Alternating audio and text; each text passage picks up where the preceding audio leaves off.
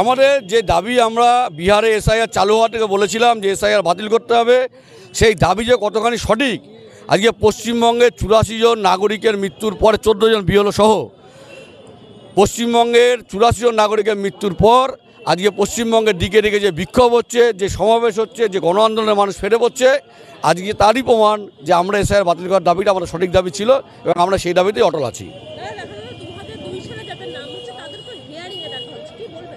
প্রথমত হচ্ছে যে আরএসএস এবং বিজেপি তারা বাংলাকে দখল করতে চায়, কারণ বাংলার সঙ্গে একটা সিভিলাইজেশন ডিফারেন্স আছে আরএসএস বিজেপির। মানে এটা যদি আপনি তৃণমূল বা বিজেপির যদি লড়াই ভাবেন তাহলে এমন আমাদের ভুল হবে।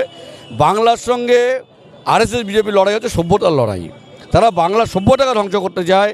রামমোহন থেকে ক্ষুদিরাম থেকে বিনয় বাদল দীনেশ যে ইতিহাস, ব্রিটিশদের বিরুদ্ধে যে ইতিহাস রেখে গেছে, আজকে এরা ব্রিটিশদের দালাল হিসাবে সেই ইতিহাসের যারা বংশধর তাদের উপর আক্রমণ করার চেষ্টা করছে। আমরাই আক্রমণ হতে দেবো না।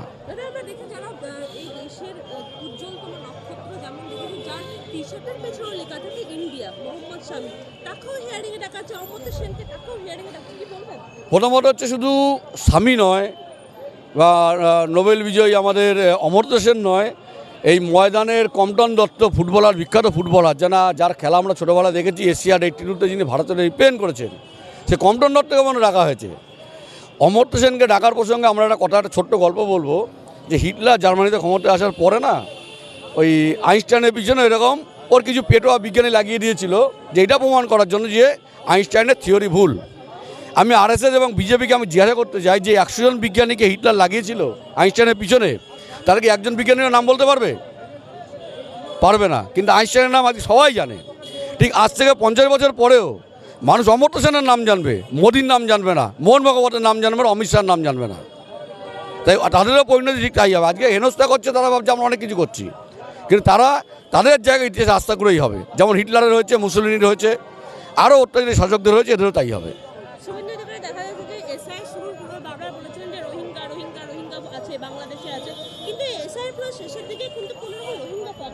প্রথম কথা হচ্ছে যে বিজেপিটা নিজের দলের বিরুদ্ধে মিথ্যা কথা বলছে।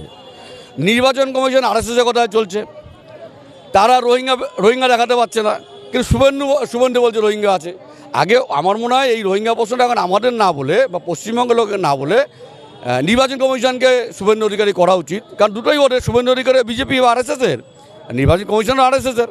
ফলে এটা নিজেরা আগে ঠিক করে নিক যে কেউ কোথায় কত রোহিঙ্গা আছে, না শুধু পাগলের মতন বকলে পশ্চিমবঙ্গ মানুষের বিশ্বাস করবে না।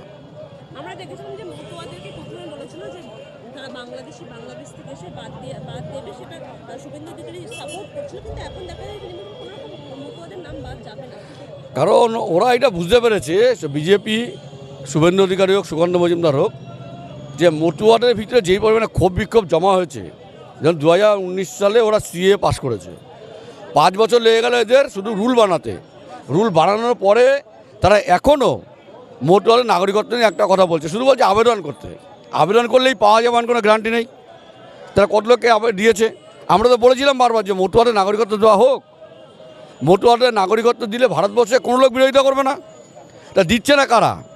এই আরএসএস, বিজেপি, শুভেন্দু অধিকারীরা। তার মানে তারা মতুয়াদের নাগরিকত্ব দিতে চায় না, সেই কারণে তারা আজকে ভোটার লিস্ট থেকে বাতিল হয়েছে। ফলে যারা আজকে বিজেপি বলুন, আরএসএস বলুন, শুভেন্দু বলুন, যারা আজকে এসআইআর নিয়ে হুড়োহুড়ি করছে, যারা আজে বাজে কথা বলছে, মানুষকে অপমান করছে, আপনি দেখেছেন যে আশালতা ভট্টাচার্য, তার বয়স 96-97 বছর, তাকে হিয়ারিংয়ে রেখেছে। আমি বলবো যে ইনি ভারতবর্ষের থেকে বয়সে বড়, নির্বাচন কমিশন থেকে বয়সে বড় আশালতা ভট্টাচার্য, নির্বাচন কমিশন থেকে বয়সে বড় ক্ষিতীশ মজুমদার, যা 95 বছরে বাধ্য হয়ে সুইসাইড করতে। অখণ্ড ভারতে যাদের জন্ম, তাদের নাগরিকত্ব যাচাই করতে চাইছে। অমর্ত্য সেনের বয়স 90-এর উপরে, তার মায়ের সঙ্গে তার বয়সের ডিফারেন্স। এই প্রশ্ন করার অধিকার কি নির্বাচন কমিশনের আছে? গণেশ কুমারের আছে? আমরা জিজ্ঞাসা করতে চাচ্ছি এইটা।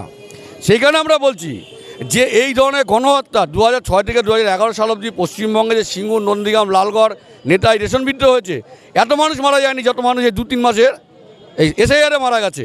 যে আমরা বলবো যে গণেশ কুমারের ইমিডিয়েট আইন অনুযায়ী শাস্তি চাই, এবং গণেশ কুমারের বিরুদ্ধে পশ্চিমবঙ্গের সমস্ত মানুষ আমাদের মতো রাস্তায় নামা উচিত।